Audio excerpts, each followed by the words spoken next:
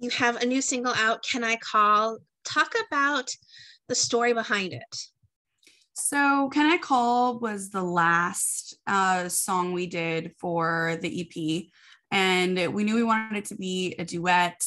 And we were actually in Nashville. And Sterling, the producer on the track, actually thought of the concept for it in the shower. And then, which where all the best ideas come from, obviously. Yeah. And he came out and was kind of like humming along and had a little bit of the chorus. And we were like, that's our duet. So we just kind of took it and ran with his idea. And we've both been in long distance relationships before in the past. So it was kind of like let's compare notes on what didn't work or what you wish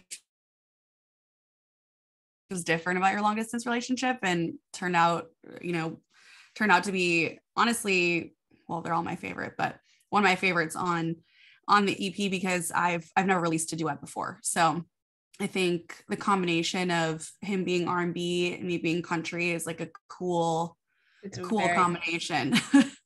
It works so well. I'm sure you've had plenty of fan feedback to the song already too. What are people saying? Yeah, people are loving it. We're really, really excited about it.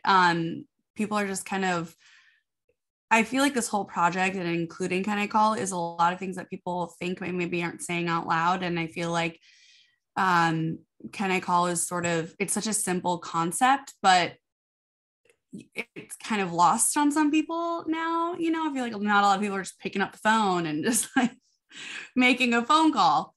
And so it's kind of simple, but it's also along the lines of, if you feel something, or if you feel some way about someone that you love and you care about, just tell them. And I feel like a lot of people are connecting with that, because I feel like sometimes we keep in how we really feel. So we're getting a lot of that, and we shot a video for it, which will be out soon. So super excited about that. I know that Sterling, you mentioned, had a hand in the production aspect of Can I Call, but how much of a say do you have when it comes to the production aspect of the music you make? Yeah, I mean, I feel like that is one of my favorite things about working with people that know you really well, and vice versa, because I trust them implicitly with my sound, and because they know me as a person, they know what I like to sound like, they know what I like my music to sound like, but also everything goes through me. So at every point in the production aspect, he would send it to me and be like, what do you think? What are your thoughts? What do you think if we added this or what? And I'm like, if it's something obviously I wouldn't like, I would obviously say it, but majority of the time, I'd say almost 100% of the time, especially with this project, I was not worried about what it was gonna sound like. Sterling knows me so well, and we all together did this whole project, and they knew exactly the kind of sound that I wanted. Good. And so it just kind of was like a perfect mesh. You do have this upcoming EP coming out. Are you able to tease some of the themes you'll be exploring on it? Yeah. So one thing I love about this EP is I feel like there's a little bit of everything. So there's Something Like That is on it, which is a single that we released last year. Right. So that's kind of, like a mid-tempo little moment. And then Can I Call is on there, and that's a duet love song. And then there's, if you've listened to any of my previous albums, I love a girl power anthemic situation. So there's one of those on there. There is kind of like a mid-tempo, feel good, happy song, and then a really, really sad one.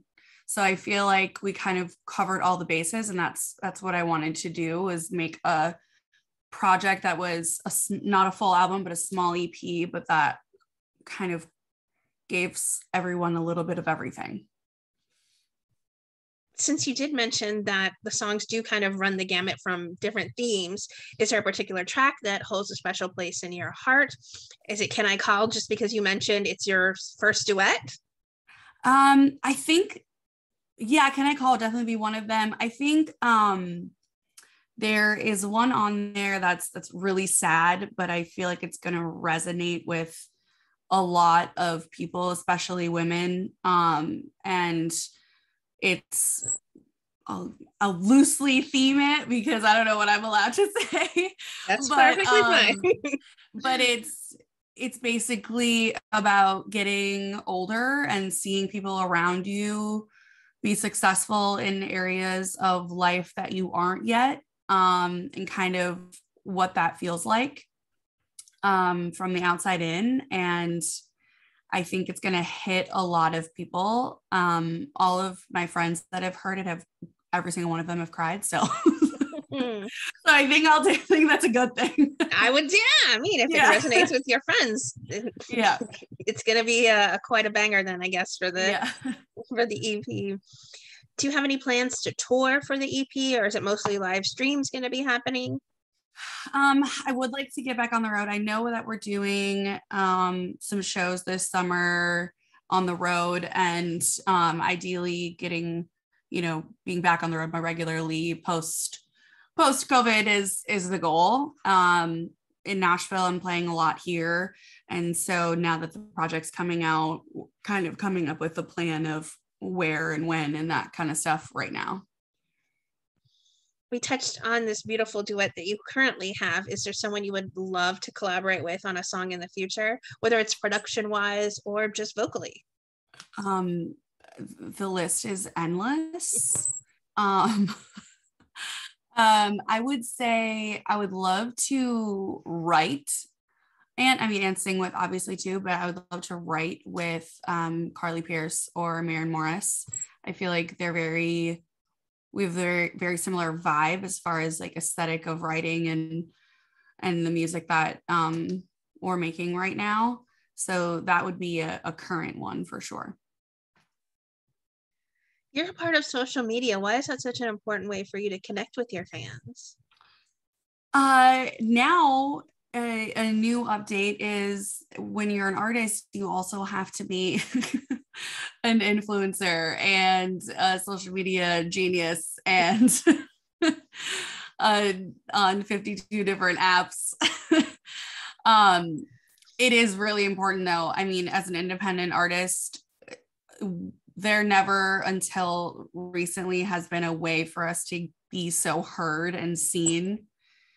And now with social media, you can be. And so I feel like that's probably the biggest change. So as much as if any artist tells you they love social media, they're probably lying. They're probably lying, because at least all of my artist friends were like, okay, well, let me do my TikToks for the week, or like I just want to make music. I know, it's gone from being an artist to being an influencer and an artist at once. It's double full-time jobs in one thing. So hats off to you for managing it all so well, actually. Oh, thanks. Is there anything else about the EP that's coming up that I didn't touch on you want to be sure we share with our readers? I mean, listen to it when it comes out. I think I'm just excited. I feel like this is the most relatable music I've ever put out. And I think that as far as my songwriting and who I am as an artist, this is probably the most me, like authentically, of any music I've made. So I'm really proud and excited for that. So I cannot wait for it to be. I've just been like listening to them all like for so long. I just want everyone else to hear them. What would you like to say then to everyone who are fans and supporters of the beautiful music that you make? Thank you so much. Thank you to everyone who listens and streams and DMs me and comments and everything. As an independent artist, it means the world to have people acknowledge what you're doing and to know that people are hearing what you're doing. And I feel like as a songwriter and as an artist, the goal is obviously for as many people as possible to hear what you're writing and hear what you're making, because we write to heal ourselves. And so if that does it for other people, like the more people that hear that, the more successful I feel, because I'm helping someone else. So I'm just so grateful for everyone who's just stuck with me from hockey all the way into music.